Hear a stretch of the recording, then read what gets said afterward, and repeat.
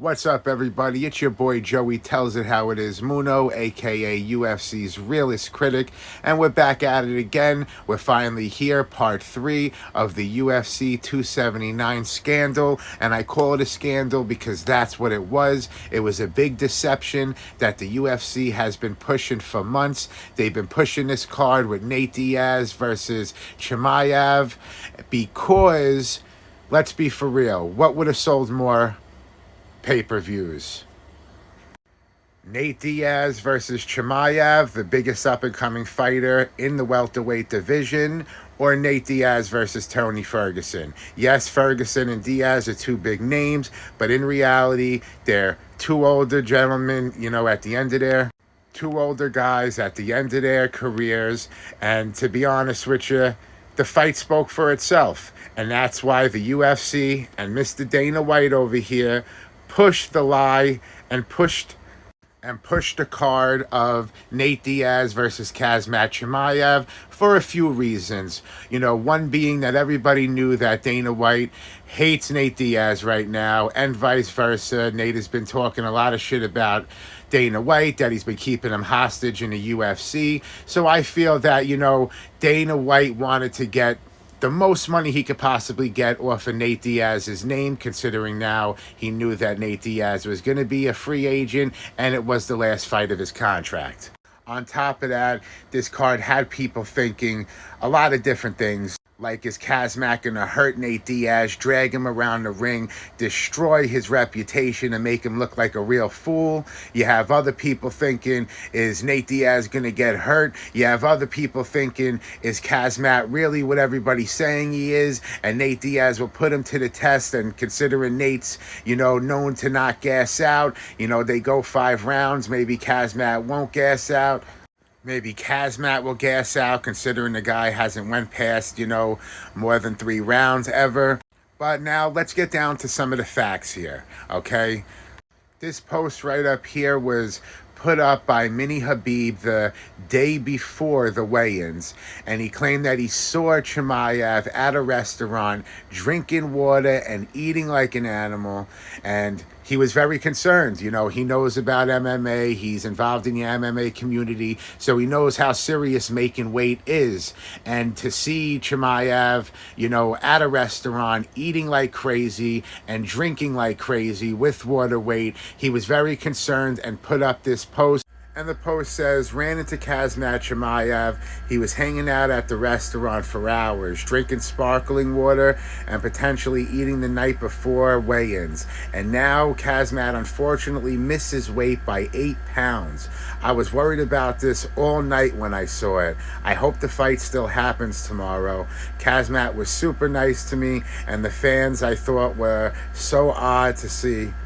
Khamzat was super nice to me and the fans, but I thought it was so odd to see him not worried about water intake and possibly eating at a restaurant for hours before the night of weigh-ins. Then Khamzat responds, and I'm pretty sure Khamzat actually deleted this response, and he says, I ate too much tiramisu. That's why my fight with Tony Ferguson's been canceled 5 times. I don't get that. That boggles my mind. So Khamzat, you're saying that in the past your fight was canceled with Ferguson because you couldn't make weight because you ate too much tiramisu? And now you're going to do the same fucking thing again when you're fighting Nate Diaz, the biggest fight of your career? Come on.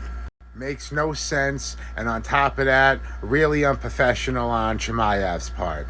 Now, I want to go over a few other things. Chimeav's coaches and team put out videos and remarks saying that Khamzat Chimeav was very sick over this weight cut, that he was throwing up, vomiting, days before, and that it was very, very hard on him. He didn't seem that way when he jumped in the ring, and when he came out, he didn't seem like he had a rough few days before then. The guy was jumping up and down, ready to go, like he knew exactly who he was fighting and what was happening, and everything else was a lie, and that was the case. He knew who he was fighting, or maybe he didn't know who he's fighting. Bottom line is, that's not his job. This guy's going to do what Dana White and the UFC executives tell him to do. And his job is to kill. I kill everybody. And that's what he's supposed to do. Not worry about Not worry about last minute fight changes, not worry about anything else besides getting in that ring and taking out your opponent and making sure you win the fight. But they put a little too much pressure on him. You know, he was looked at as the bad guy. He missed weight by 8 pounds. Shame on you. And if you saw, he started to get a little pissed off. He told Joe Rogan, I don't care about the weight. And you can just tell his whole demeanor was like, you know, F you. And that's because the guy was doing what he was told to do. But then right here, when Joe Rogan pressed him on everything and pressed him on the weight cuts, Chimeav said a few things that I caught and it sparked my mind, and his English is very broken, but let's go ahead and recap that and break that down real quick.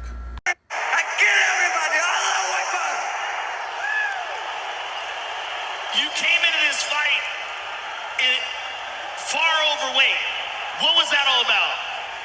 I don't care about that, bro. I killed that guy. Gotta go for everybody. I can't die here. Let's come down. Give it to both guys who last year. I fight the both of them. I know you don't care about that now, but if you want to compete for the welterweight title, it's important that they know that you can make 170 pounds. Yes, so why? Of course I believe I'm supposed to make that weight as well. But doctor stopped me. Nobody can stop me. If I die, I die in the cage. I didn't come here, make my weight, I died in my bed. I can't die in the cage. I die in the cage. I never leave that cage now. It's my home.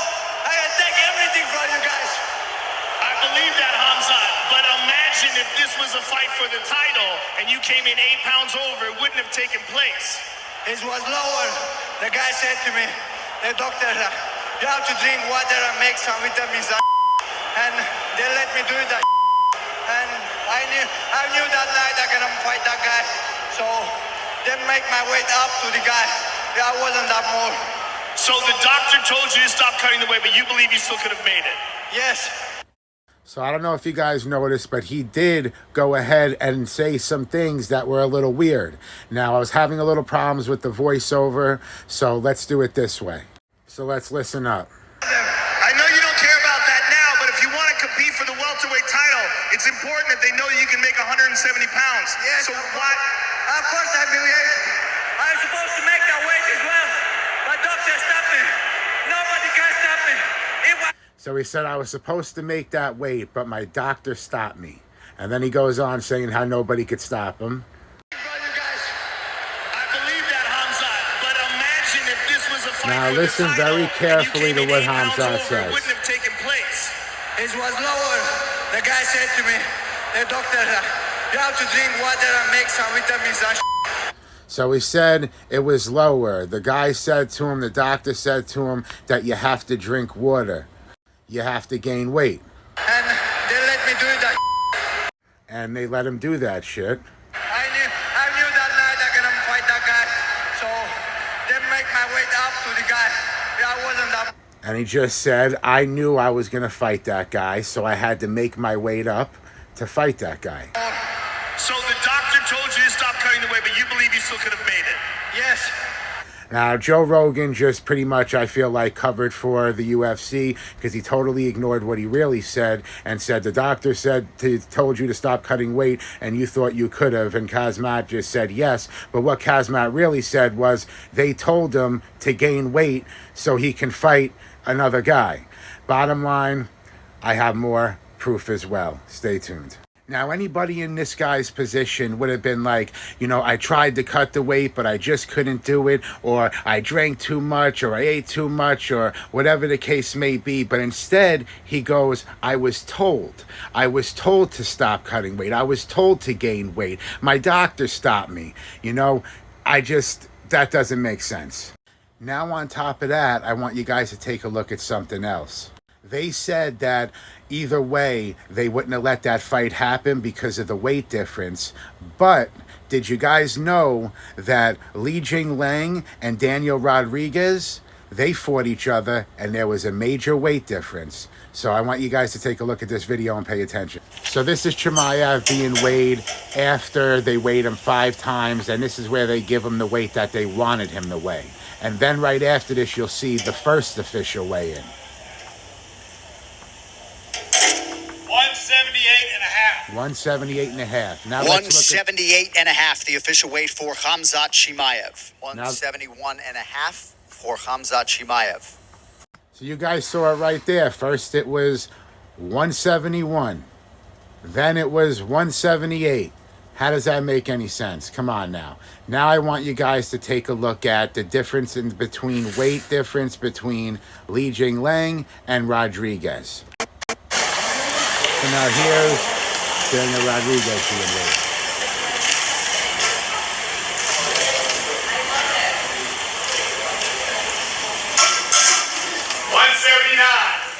179, the official weight for Daniel Rodriguez. 179 official weight, Daniel Rodriguez.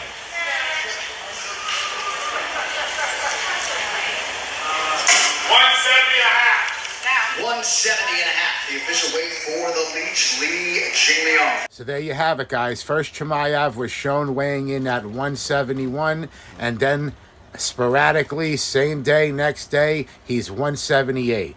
On top of that, they said that the commissioner would have never let Nate Diaz fight with that type of weight difference. But then you just saw the weight difference between Rodriguez and Li Jingliang, which is an 8.5 pound weight difference. How does that make sense? So both fights had the same weight difference. Okay, Chimeav supposedly was 8 pounds heavier than Nate, and Daniel Rodriguez was 8 pounds heavier than Li Jingliang. But nobody mentioned that. Nobody mentioned that Daniel Rodriguez was 8 pounds heavier than Li Jingliang, and Chimeav was 8 pounds heavier than Nate Diaz. Nobody mentioned it. And let's see what Mr. Dana White had to say in the press conference about the rules and the commissioner and what's allowed and not allowed. Yeah, well, we knew as soon as he wasn't going to make weight that the fight wasn't going to happen. Right. You know, forget about Nate. The athletic commission wouldn't have let the fight happen at that big of a weight discrepancy. So there you have it, guys. It makes no sense. You just heard Dana say it doesn't matter what Nate wanted. The commissioner would have definitely not let that fight happen, especially with that big of a weight discrepancy. So if both fights had the same weight difference, both fights had one person 8 pounds heavier than the other, then why was it okay for Rodriguez to fight Lee, but it wasn't okay for Nate to fight Kazmat? Why? Because Nate was never going to fight Kazmat. He was never going to fight Kazmat.